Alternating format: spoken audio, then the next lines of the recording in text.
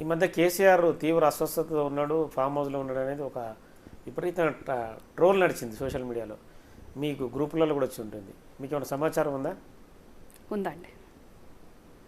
అంటే ఆయన ఆరోగ్యపరంగా ఇబ్బందులు ఉన్నాడా, లేకుంటే జ్వరం ఏమైనా వచ్చి కొంత వయసు పరంగా ఏమైనా ఇబ్బంది ఉందా? ఆయన వయసు పరంగా ఎప్పుడు ఇబ్బంది ఫీల్ అవ్వరు. ఇప్పుడు మానసికంగా ఫీల్ అవుతున్నారు. కొంచెం ఆయనకు హెల్త్ ఇష్యూస్ కూడా ఉన్నాయి కాబట్టి. అంటే మానసికంగానే హెల్త్ ఇష్యూస్ ప్రారంభమైన అనుకోవచ్చా? ఎప్పుడు కానీ మనం ఎవరమైనా కూడా హెల్త్ ఫిట్నెస్ కరెక్ట్గా ఉన్నా మెంటల్గా కరెక్ట్ లేకుండానే ఆ ప్రెషర్ హెల్త్ మీద కూడా పడుతుంది. అధికారం లేదనేది కూడా ఒక భావన వస్తుంది ప్రతిసారి. అధికారం లేదన్న బాధ కంటే ముఖ్యంగా నేను ఇన్ని పథకాలు పెట్టి ఇంత కరెక్ట్గా ఇంత చేసినా ఇవి ఇంప్లిమెంట్ ఎందుకు అవ్వలేదు, ప్రజలు ఈరోజు ఎందుకు ఇట్లా తీర్పిచ్చిండ్రు, ఈ అవినీతి చేసి మొత్తం నాకు ఇట్లా వచ్చింది, అన్ని రంగాల్లో ఇంత అవినీతి ఇంత దారుణంగా జరిగిందా, నేను కరెక్ట్ యాక్సెస్ ఎందుకు ఇవ్వలేకపోయినా, ఇంటెలిజెన్స్ చీఫ్ చెప్పేది కూడా నాకు రిపోర్ట్ కూడా కిందివి చేసేసి లాస్ట్కు నా పరిస్థితి ఇక్కడికి తెచ్చేసిండ్రు. తెలంగాణ తెచ్చి ఎవరెస్ట్ శిఖరం మీద ఉన్నోని పాతాళంకు దొక్కేసే పరిస్థితి కుదురుపాక కోటరీ వేసేసింది కదా అన్న బాధలు ఉన్నారు. ఎన్ని లక్షల కోట్ల అవినీతి జరిగిందంటారు? మామూలు కేసీఆర్ ఎన్ని కోట్లు సంపాదించాడని అనుకోవచ్చు అంటే మీ మాటల్లోనే. నేను ఇప్పుడు మీకు ప్రూవ్ మీన్స్ చెప్తున్నాను. ఇప్పుడు మీరు కూడా అన్నారు కార్లలో వచ్చిన వాళ్ళు కూడా రేషన్ కార్డుకి వచ్చి తీసుకున్నారు. నా ఫ్రెండ్ చెప్తే నా దృష్టికి వచ్చిందన్న, నా దృష్టికి వచ్చింది, నేను ముఖ్యమంత్రి గారి వైఫ్ గీతా వదినమ్మకు చెప్పినా అన్న. ఎందుకంటే తను చెప్తే తెలుస్తుంది, దాని మీద వెరిఫై జరగాలి. నేను కూడా ఇక నిన్న మొన్న రాఖీ సందర్భంగా ఉత్తమన్నకి ఈ విషయం చెప్పలేదు. డెఫినెట్గా ఉత్తమన్న దృష్టికి కూడా నేను తీసుకొస్తా. డెఫినెట్గా దీని మీద వదిలిపెట్టేదే లేదు. ఎందుకంటే ప్రభుత్వాన్ని తిట్టే వాళ్లకు అర్హత లేదు తీసుకోవడానికి. ఎవరైతే ఎలిజిబుల్లో బిలో పావర్టీ వాళ్ళే తీసుకోవాలి. ఇట్లా చాలా వాటిలో వెరిఫై ప్రాజెక్టులు, మిగతా భూములు, ఈ చిన్నది ఇంత ఉందంటే పెద్ద ఎట్లుంటాయి మీరు ఊహించుకోండి. అందుకని నేను ఈ చిన్నదాని నుంచి స్టార్ట్ చేసుకుంటూ వస్తున్నాను. ఒకప్పుడు కేసీఆర్ ఆడి కారు కొంటేనే పెద్ద వార్త, తదుపరి చాలా ఇక ఆయన ఎక్కడికో వెళ్ళిపోయిన పరిస్థితి. మీరు ఎంతసేపు ఓన్లీ కేసీఆర్నే చూస్తుండ్రండి. కేసీఆర్ అన్నట్టు ఆయన నేను ఒకటే కుటుంబంలో మేము గోల్డెన్ స్పూన్ అనుకోండి, సిల్వర్ స్పూన్ అనుకోండి, అట్లనే పుట్టినాం. కానీ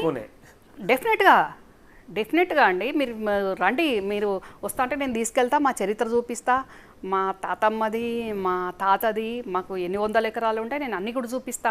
కాలక్రమేణా కుటుంబం పెద్దది కాబట్టి కరిగిపోయింది, అది డిఫరెంట్. ఇందులో అబద్ధం చెప్పాల్సిన అవసరం ఏం లేదు. కానీ పారాగాన్ స్లిప్పర్లకే పారాగాన్ చెప్పులకే పరిమితమైనోడు 1000 కోట్లకి ఎట్లా వచ్చిండు? అదెందుకు చూస్తలేరు? ఎంతసేపు అందరూ కేసీఆర్నే చూస్తున్నారు. కానీ ఇప్పుడు ఒక గుడికి వెళ్తాం, చెప్పులు ఎవరు వేసుకున్నారు, ఎవరు 1000 కోట్లకు పరిమితమైండు అంటే పెరిగారు. ఏ అర్హత లేకున్నా రాజకీయ ఓనమాల్లో ఆ నుంచి రౌతు వరకు తెలియదు. రాజకీయం అంటే ఆ అక్షరంకు అర్థం కూడా తెలియదు. అట్లాంటి అడ్డదారుల రాజ్యసభ అయ్యి మళ్ళీ రెండోసారి కూడా నాకే కావాలి, ఒక బీసీకి ఇస్తామంటే కూడా డైజెస్ట్ చేసుకోలేక అది కూడా మళ్ళీ నాకే కావాలన్న అష్టదరిద్రుడు ఈరోజు ఏమంటారు మన అంబానీల లైన్లకు వెళ్ళిపోయే రకంగా అయిపోయినోడు వాడేనండి. ఈరోజు కేసీఆర్ మూల విరాట్ ఫామ్ హౌస్లో కూర్చునే పరిస్థితి తెచ్చిందే వాడు. అంత పేరు కూడా చెప్పండి, వారు అంటే ఎవరికి తెలుస్తుంది? వారు అని నేను గౌరవించాల్సిన అవసరమే లేదు, వాడు అంటున్నానండి. ఇంత ఓపెన్గా చెప్తున్నా. వారు అని ఎందుకంటాం? వారు అని ఎవరిని అంటాం? గౌరవించుకునే పరిస్థితులు ఉన్న వాళ్ళు, దానికి అర్హత ఉన్న వాళ్ళను వారు అంటాం. ఆ కెమెరామెన్ అంట అవసరమైతే వారు అని. కానీ వాడిని నేను వారు ఏందండి, వాడు లోఫర్. వాడు తెలంగాణ ప్రజలను ఈరోజు మా ప్రభుత్వానికి బడ్జెట్ లేకుంటే ఇబ్బంది పడుడు, తెలంగాణ ప్రజలకు ఈరోజు అష్టకష్టాల్లో ఇన్ని కోట్ల అప్పులైపోయి ఏ ముఖ్యమంత్రి వచ్చినా ఇబ్బంది పడే విధంగా చేసిన దరిద్రుడు. ఆ దరిద్రుని కోటరి ఈరోజు ఒక కల్వకుంట్ల వంశంలో పుట్టిన కవిత జైల్లో ఉండే పరిస్థితి, తెలంగాణ ఉద్యమాన్ని నడిపించి ఈరోజు మూలకం వండే పరిస్థితి, కేసీఆర్ని చేసిన పరిస్థితి, అదంతా ఆ శకునుగాడు, ఆ లోఫర్, నీచుడు, అసలు వడ్సే ఉండే ఆ సంతోష్ గాడు. అంటే జోగిన్పల్లి సంతోష్ కుమారు అంత వ్యవస్థ నడిపే స్థాయిలో ఉన్నాడంటారా? తమిళనాడు రాజకీయాల్లో జయలలిత గారంటే సినీ నటి నుంచి ముఖ్యమంత్రి వరకు జయలలిత అంటే అందరికీ తెలుసు. శశికళ ఎవరికి తెలుసా అండి? ఓన్లీ ఫోటోగ్రాఫర్ ఏ రకంగా అక్కడ ఆమె పన్నీర్ సెల్వం లాంటి అయినా కూడా శశికళ కాళ్ళు మొక్కే పరిస్థితికి ఆమె గ్రిప్ తెచ్చుకుంది. అట్లనే బయట వ్యక్తి అయిన ఆమెనే అంత పట్టు తెచ్చుకుంటే వీడు భార్య తరఫు బంధు వీడు ఏ రకంగా చేసుకొని ఉండాలి? నేను చెప్తున్నా కదండి, పారాగాన్ స్లిప్పర్ లోడు 1000 కోట్లు ఎట్లా వచ్చినాయి, మూడు ఫామ్ హౌస్లు ఎట్లా వచ్చినాయి? ఆయనే తీసుకుపోతుండే ప్రతి సందర్భంలో. అంటే మీరు ఎంతసేపు కేసీఆర్ అంటున్నారు కానీ వాడికి 3 ఫామ్ హౌస్లు ఎట్లా వచ్చినాయి, ఏదెట్లా వచ్చినాయి? 3 కోట్ల కారు ఎక్కుతే దిగితే 3 కోట్ల కారు, ప్రైవేట్ చాపర్సు ఏరికెళ్ళి వచ్చినాయి.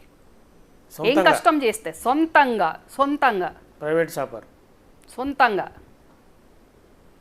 కొన్ని మీలాంటి శాటిలైట్ ఛానల్లో కొన్ని బినామీలు ఉన్నారు, వాడికి కొన్ని ఇట్లా డైరెక్ట్ భాగస్వామ్యం ఉంది. ఏడికెళ్ళి వచ్చిందండి అదంతా? తెలంగాణ ప్రజల రక్తమాంసాలు కాదు అది. అంత మ్యాన్ప్లేట్ జరుగుతున్న క్రమంలో కేటీఆర్ కానీ హరీష్ కానీ కేసీఆర్ కానీ ఎవ్వరు చూడని సందర్భంలో ఇవన్నీ చేసుకుంటూ వెళ్ళాడా? హరీష్ ఒకటే చేసిండండి, మేనమామ ఇది చెప్తా చేయడమే హరీష్కు తెలుసు. ఒక ఇంటెలిజెన్స్ చీఫే బయట ప్రజలు ఏమనుకుంటున్నారు అనే ఫీడ్బ్యాక్ ముఖ్యమంత్రికి ఇవ్వడానికి వస్తే కూడా డైరెక్ట్ యాక్సెస్ లేక ఈ ద్వారపాలకునికి ఈ నీచుడు శకునుగానికి ఇచ్చిపోతే వాడు రిపోర్ట్ని కింద మీద చేసి ఇస్తే అంత బాగానే ఉన్నది అనుకుంటాడు కదండి. అంటే ఓవరాల్గా బ్యాక్ ఎండ్ నుంచి ప్రభుత్వాన్ని నడుపుకుంటూ తీసుకుపోయింది ఆయనే. బ్యాక్ ఎండ్ లేదండి, ఫ్రంట్ ఎండే, నో బ్యాక్ ఎండ్. అంటే లోపలికి ఎవరు రావాలన్నా బయటకు ఎవరు వెళ్ళాలన్నా కూడా ఆయనదే. ఇప్పుడు డీజీ ఉన్న శివధర్ రెడ్డి గారు కూడా, ఇప్పుడు విదేశాల్లో ఉన్న ప్రభాకర్ రావు గారు కూడా, వాళ్ళకు కూడా అపాయింట్మెంట్లు ఇవ్వక గంటలు ఇబ్బంది పెట్టి వాళ్ళని ఇన్సల్ట్ చేసి కనీసము వాళ్ళ వయసు, వాళ్ళ హోదా, వాళ్ళ ఎక్స్పీరియన్సు, అసలు వాళ్ళ ఎడమ కాలు గోరు కూడా సరిపడు వీడు అర్హుడుగా. అట్లాంటి వాడు వాళ్ళని అంత అవమానాలు చేసిండు, అంత ఇబ్బందులు పెట్టిండు. వాళ్ళని కేసీఆర్ గెలవనీయలే కదండి. కలవనిస్తే వాస్తవ పరిస్థితి తెలిస్తే ప్రజలు ఏమనుకుంటున్నారు, మన పథకాలు రీచ్ అవుతున్నాయా లేదా, మన అన్ని ఆర్భాటాలే ఏముంటుంది అనేది ఆయనకు తెలిస్తే కొంచెం సవరించుకొని కావచ్చు. ఈ మధ్యకాలంలో గత 2 రోజులుగా తెలంగాణ తల్లి విగ్రహం సెక్రటరియట్లో ఉండాలనేది కేటీఆర్ డిమాండ్. రాజీవ్ గాంధీ విగ్రహం ఎందుకు పెడుతున్నారు అనేది ఆయన ఆరోపణ. మేము మళ్ళీ అధికారంలోకి వస్తాం, రాజీవ్ గాంధీ విగ్రహాన్ని లేపేస్తామంటున్నాడు. అసలు అసహనంతో, అధికారం లేదన్న అసహనంతో ఏం మాట్లాడుతుండ్రో ఆ బీఆర్ఎస్ వాళ్ళకి అర్థమవుతలేదు. అసలు అక్కడ కేటీఆర్ నుంచి మొదలుకొని చిన్న స్థాయి వరకు కూడా అడ్డగోలుగా ఇష్టం ఉన్నట్టు మాట్లాడుతున్నారు. అసలు రాజీవ్ గాంధీ పేరు పలికే అర్హతనన్న మీకున్నదా? కుటుంబం అదే రాజీవ్ గాంధీ గారి లేకపోయినా ఆ ఇంటికి వెళ్ళి థ్యాంక్స్ చెప్పుకుంటాం అనుకుంటూ వెళ్ళింది థ్యాంక్స్ పేరు మీద, జరిగిందేందో ప్రజలందరికీ కూడా తెలుసు. అట్లాంటి మీరు ఈరోజు రాజీవ్ గాంధీ విగ్రహాన్ని పెట్టనీయము, విమానాశ్రయం పేరు మారుస్తాము అనే అర్హత వీళ్ళకు ఉందా? డెఫినెట్గా ముఖ్యమంత్రి గారికి, మా కాంగ్రెస్ పార్టీకి, మా ప్రభుత్వానికి ఏ విగ్రహము ఎప్పుడు ఎట్లా ఏ డిజైన్ తోటి ఎట్లా పెట్టాలో చాలా బాగా తెలుసు. అది ఎవరిని అవమానించడానికి కాదు, ఎవరిని తృప్తిపరచడానికి కాదు. డెఫినెట్గా ప్రజలు ఆమోదించే విధంగా, ప్రజలు నచ్చే విధంగా, ప్రజలు మెచ్చే విధంగా డెఫినెట్గా మా ప్రభుత్వం ముందుకు సాగుతుంది. ముఖ్యమంత్రి గారు రేవంత్ రెడ్డి అన్న ఇంట్లో కూర్చొని డిజైన్ చేసుకొని తెలంగాణ తల్లి ఇట్లుండాలని సొంతంగా డిజైన్ చేసుకోలేదు, ఈ ఇంట్లో కూర్చొని రిమోట్ ఆన్ చేయట్లేదు. ప్రత్యక్షంగా ప్రభుత్వ సలహాదారులు, ఉప ముఖ్యమంత్రి బట్టి విక్రమార్క అన్న అందరితోటి నిన్న స్థల పరిశీలన చేసిండ్రు. ఎక్కడ పెడితే బాగుంటుంది, ఎప్పుడు పెడితే బాగుంటుంది, ఆల్రెడీ నిన్న స్టేట్మెంట్ కూడా ఇచ్చిండ్రు. మా సోనియా గాంధీ గారి బర్త్డే సందర్భంగా December 9 నాడు డెఫినెట్గా పెడతాము అని పెట్టి చూపిస్తారు కూడా. Thank you. సో మొత్తానికైతే రమ్యారావు గారు కాంగ్రెస్ పార్టీ ఖచ్చితంగా ప్రభుత్వము అభివృద్ధి పథంలో ముందు కొనసాగుతుంది. తనకు కూడా కాంగ్రెస్ పార్టీ ఏదో రకమైన అంటే పదవి కావచ్చు, గౌరవాన్ని ఖచ్చితంగా కల్పిస్తుందని ఆశాభావం వ్యక్తం చేస్తున్నారు. ఇక బీఆర్ఎస్ పార్టీ ఆరోపణలు, వాళ్ళు గతంలో చేసిన అవినీతి పైన కూడా విచారణ జరుగుతుంది, ఎవరిని కూడా క్షమించే పరిస్థితి లేదని చెప్పి రమ్యారావు చెప్తున్నారు. Signing off, keep watching Big TV.